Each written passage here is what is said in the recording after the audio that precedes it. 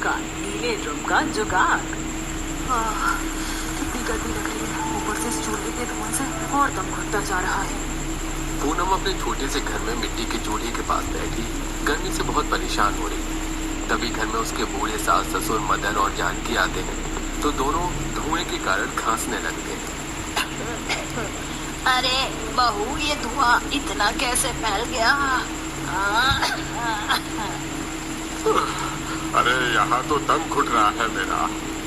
माँ जी, बापूजी, आप दोनों बाहर आंगन में जाकर बैठ जाइए, यहाँ धुएं से और तकलीफ होगी आपको।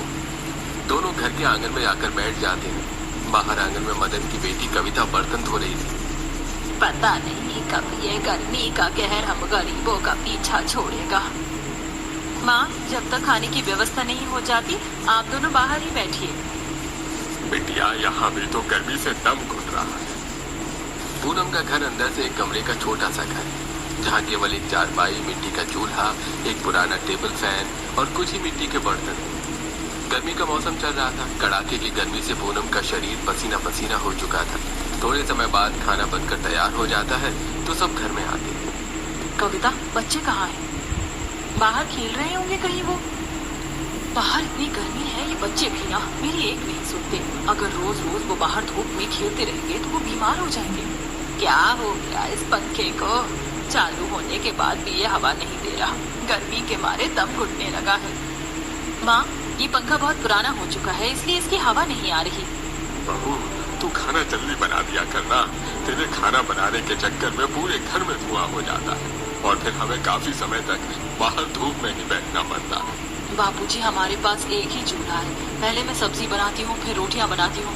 इस वजह से खाना बनाने में समय लगता है। अरे पसीने से तो पूरे शरीर में खुजली हो रही है मेरे। जानकी, मैं दरिया पर जा रहा हूँ नहाने। पसीने से पूरा शरीर गीला हो गया है मेरा। मदन बाहर चला जाता है। पूनम के इस घर में बाथरूम नहीं था, इसलिए सब पास के दरिया पर जाकर नहाते थे और गर्मी से बचने के लिए न उनके घर पर कूलर था न अच्छा पंखा। थोड़े समय बाद पूनम के दो बच्चे रोहन महेश घर आते हैं। दोनों भी पसीने से पूरे भीग चुके थे। कहाँ गए थे तुम दोनों? पता है ना बाहर कितनी गर्मी है। तभी महेश मिट्टी के मटके से पानी पीता है तो उसे उल्टी हो जाती है। महेश, क्या हुआ बेटा? माँ, ये पानी तो कितना कड़वा और गर्म है, पिया भी नहीं जा रहा है।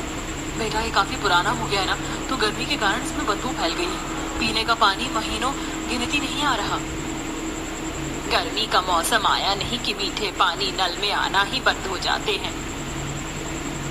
पूनम के परिवार वाले बड़ी गरीबी में अपना जीवन बिता रहे थे। थोड़े समय बाद पूनम का पति संदीप घर आता है। अरे पूनम, जल्दी खाना निकालो, आज कारखाने में बहुत काम है, मुझे जल्दी भी जाना है। थोड़े समय बाद सब घर में फर्श पर खाना खा रहे थे। जी, आप कहीं से एक अच्छा पंखा ले आइए ना, गर्मी के कारण घर में बैठा ही नहीं जा रहा है और ये पंखा भी हवा नहीं दे रहा। हाँ बेटा, तू कैसे भी करके एक पंखा ले ही आ, वरना ये गर्मी हमारी जान ही ले लेगी। इस साल गर्मी तो कुछ ज्यादा ही लग रही है, पहले तो इतनी गर्मी कभी नहीं लगती थी। कविता, यहाँ पास में जो कारखाना है ना, जहाँ मैं काम करता हूँ, उस कारखाने में 4 भट्टियाँ शुरू हो चुकी हैं। उसी के भाप से गांव में इतनी गर्मी महसूस हो रही है। उन भट्टियों का तापमान इतना खतरनाक होता है कि वो बारिश को भी रोक देते हैं। अरे जब वो कारखाना इतना खतरनाक है तो बेटा तू वहाँ काम ही क्यों करता है? क्या करूँ बाबा, यहाँ करने लायक कोई काम नहीं है। बड़ी मुश्किल से ये एक काम मिला है मुझे। संदीप पास के कारखाने में मजदूरी करता है, जहाँ कारखाने में प्लास्टिक के पुराने ड्रम को पिघलाकर नए ड्रम बनाए जाते हैं। थोड़े समय बाद संदीप अपने काम पर चला जाता है। शाम का समय। अब खाना बनाऊंगी तो फिर से चूल्हे का धुआं घर में हो जाएगा।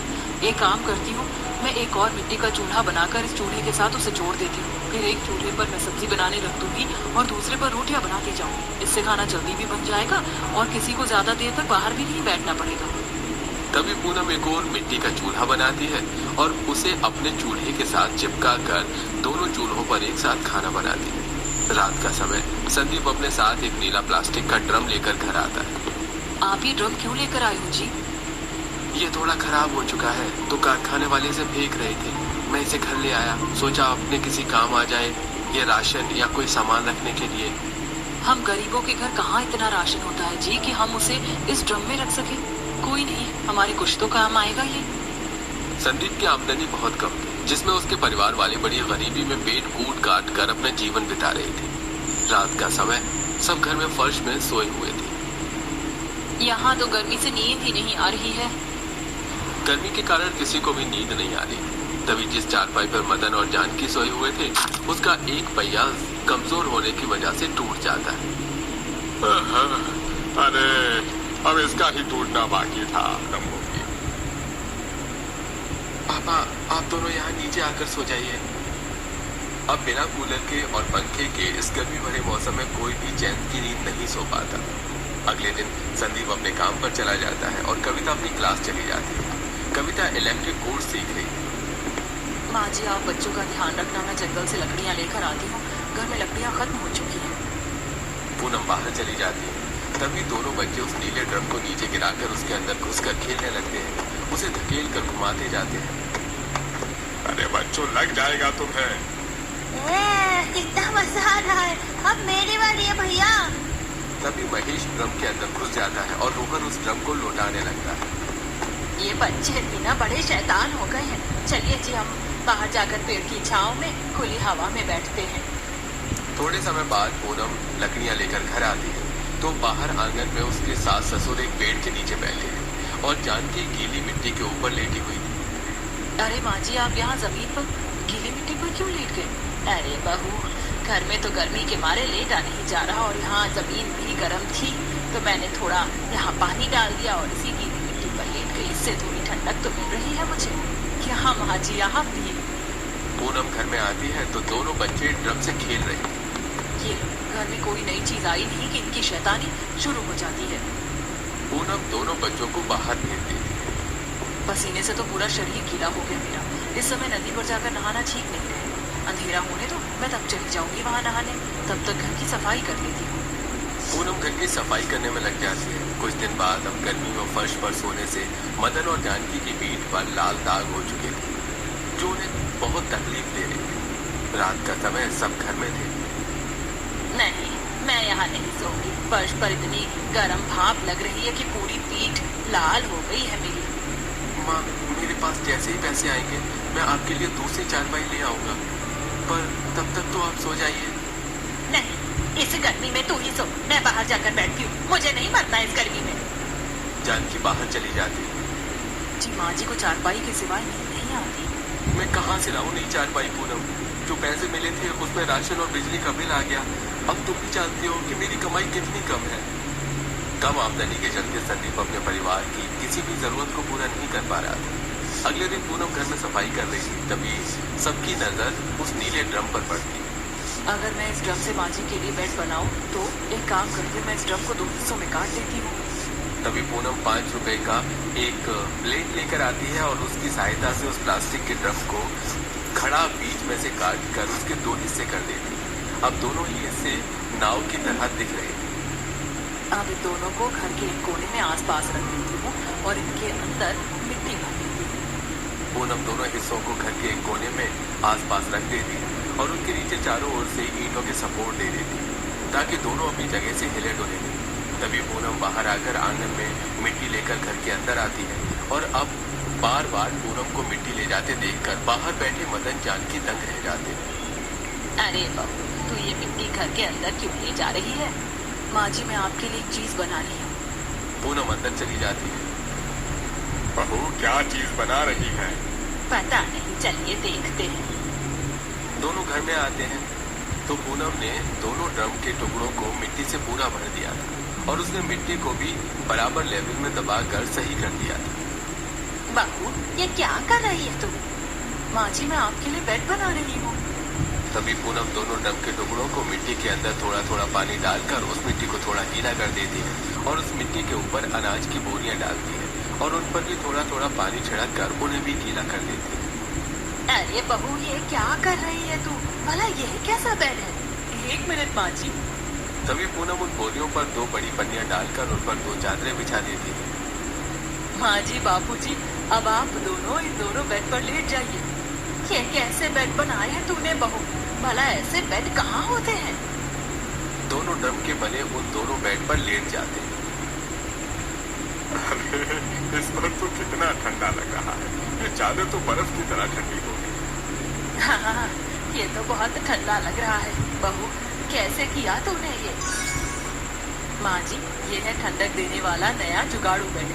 मैंने ड्रम के दोनों टुकड़ों के अंदर मिट्टी इसीलिए, क्योंकि हम जब भी मिट्टी के अंदर पानी डालेंगे तो मिट्टी ठंडी रहेगी और अनाज की गीली बोरियां मिट्टी के अंदर की निकलने वाली गर्म भाप को ठंडक में बदल देगी और ऊपर की पन्नी चादर को गीला होने से बचाएगी। वाह वाह बहू वाह, क्या दिमाग पाया है तूने।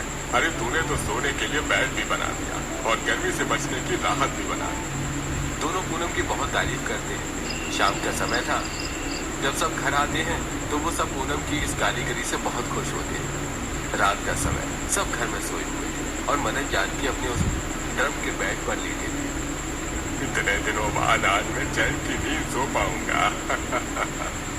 दादी जी और दादाजी मजे से इस ठंडे बेड पर सो रहे और हम ऐसे गर्मी में।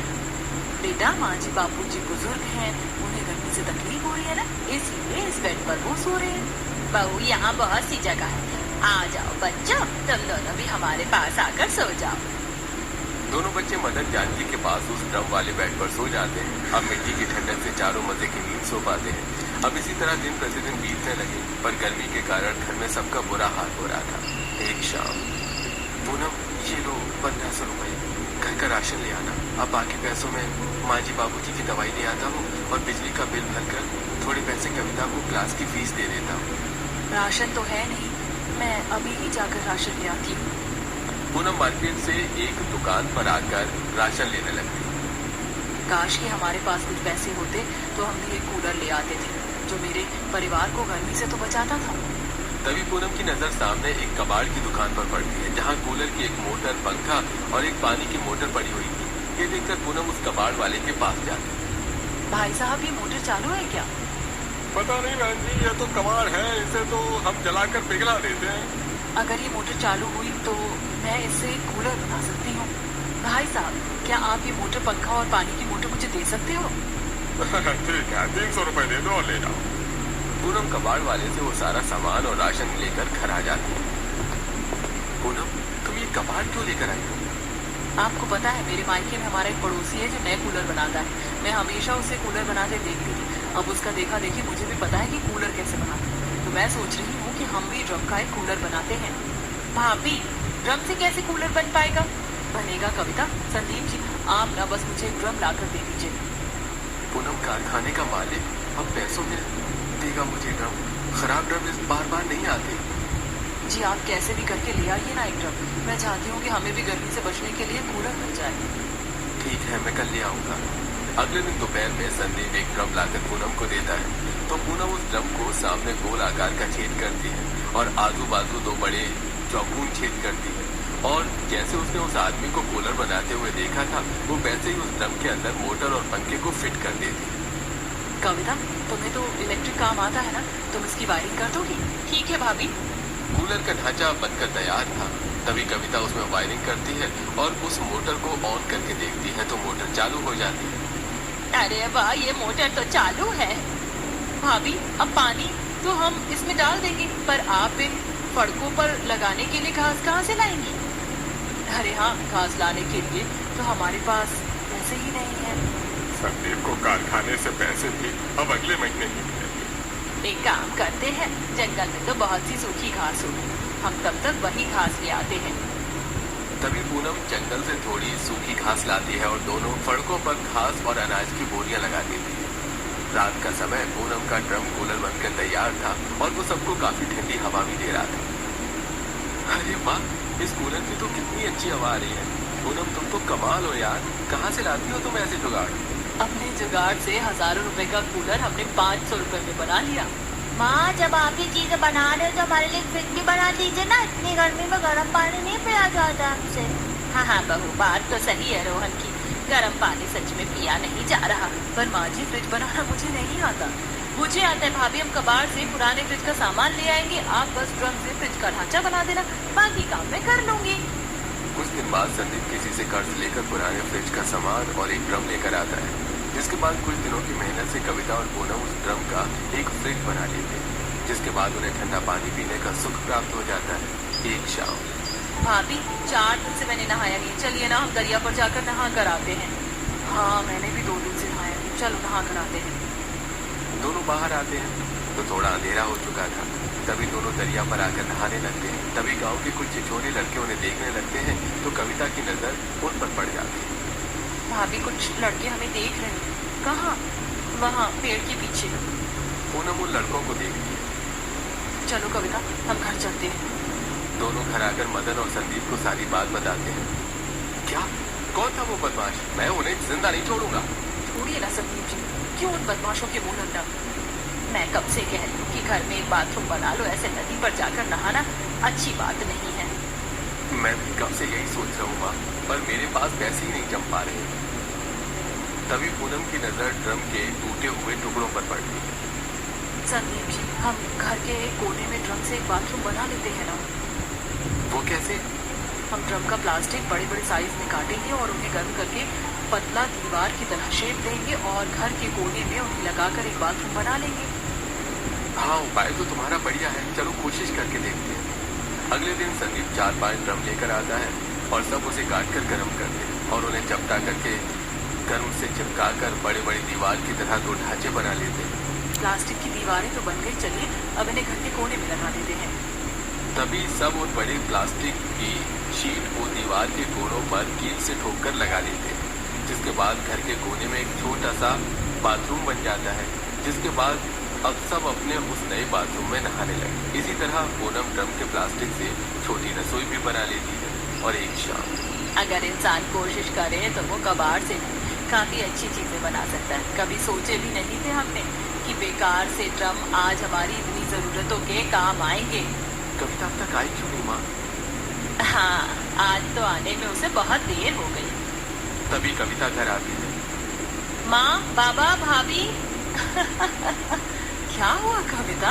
भाभी, मुझे इस गांव के इलेक्ट्रिक डिपार्टमेंट में 30,000 रुपए महीने से नौकरी मिल गई है। अरे वाह, ये तो बहुत खुशी की बात है कविता। जी भाई, और मजे की बात ये है कि अब मैं आपको भी वहाँ कॉन्ट्रैक्ट बेस पर नौकरी से लगा दूंगी और आपको 10,000 रुपए महीना पगार मिलेगी। ये तो बहुत खुशी की बात है बेटा। भगवान जी, आपका बहुत बहुत धन्यवाद कि मेरी बच्ची की मेहनत रंग लाई और उसे इतनी अच्छी नौकरी मिल गई। हमारी कविता की मेहनत रंग कैसे न लाती माँ जी? इसने इतनी मेहनत जो की है इस नौकरी को पाने के लिए। अब तो तेरा सपना पूरा हो गया ना कविता। अब हम जल्द से जल्द कोई अच्छा सा लड़का देखकर तेरा ब्याह करवा देंगे। नहीं माँ, मैं अभी शादी नहीं करूँ। पहले मैं अपने इस परिवार को गरीबी के दलदल से बाहर निकालूंगी। आप सबने मुझे पढ़ने के लिए इतना संघर्ष किया। आज मैं जो कुछ बनी हूँ अपने भाई की बदौलत, इनकी मेहनत से बनी हूँ माँ। पहले मैं अपने भाई और आप सबकी गरीबी अपने दम पर दूर करूंगी, फिर शादी करूंगी। ये सुनकर संदीप और उसके माता पिता की आंखों में आंसू आ जाते हैं। मेरी बहन तो हमारे बारे में कितना सोचती है। कैसे ना सोचती भाई, एक पिता की तरह आपने हर खुशी को पूरा किया है। मुझे जीवन में कभी किसी चीज की कमी नहीं होने दी आपने। तो आज जब मैं कामयाबी के मुकाम पर आ चुकी हूँ तो मैं आपको कैसे भूल सकती हूँ? दोनों एक दूसरे के गले लगकर रोने लगते हैं। आप दोनों भाई बहन के इस प्रेम को किसी की नजर ना लगे।